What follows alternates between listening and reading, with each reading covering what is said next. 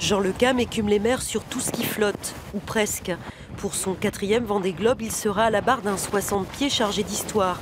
Un bateau qu'il a baptisé Hubert, en hommage à Hubert Desjoyaux qu'il avait lui-même construit pour son frère Michel, vainqueur du Vendée Globe en 2008.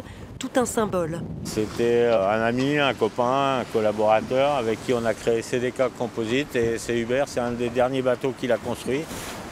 Et donc, comme Hubert est parti maintenant, voilà, un bateau, le Vendée Globe, et il sera avec Hubert. Lecam est un skipper hors pair. Son palmarès en dit long. 3 victoires dans la solitaire du Figaro, la Barcelona World Race qu'il remporte en 2015 avec Bernard Stamm, des records, des transats. L'homme à la tête dure, il sait à quoi ressemble une traversée du désert, il en a connu quelques-unes. Mais il en faut plus pour déboulonner le roi Jean. Pour rien au monde, il n'aurait manqué le départ de ce Vendée Globe. Il s'y prépare depuis longtemps.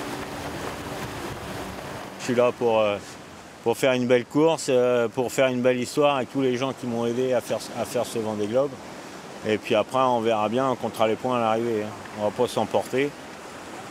De toutes les manières, ça ne se passe jamais comme on prévoit. Donc, là, je suis bien placé pour le savoir.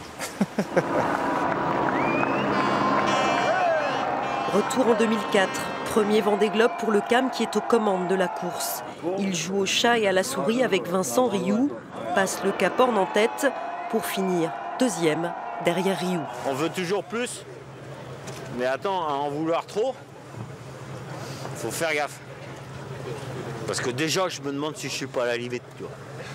Je me demande si je suis pas un peu, toi, la roue droite dans le fossé, quoi. Et pourtant, le Vendée Globe, il en redemande. C'est sa vie, dit-il. Le 6 novembre, le roi Jean sera là, et bien là, sur la ligne de départ. Une gueule, une tignasse, un esprit facétieux qui nous ferait presque dire que s'il n'existait pas, il faudrait l'inventer.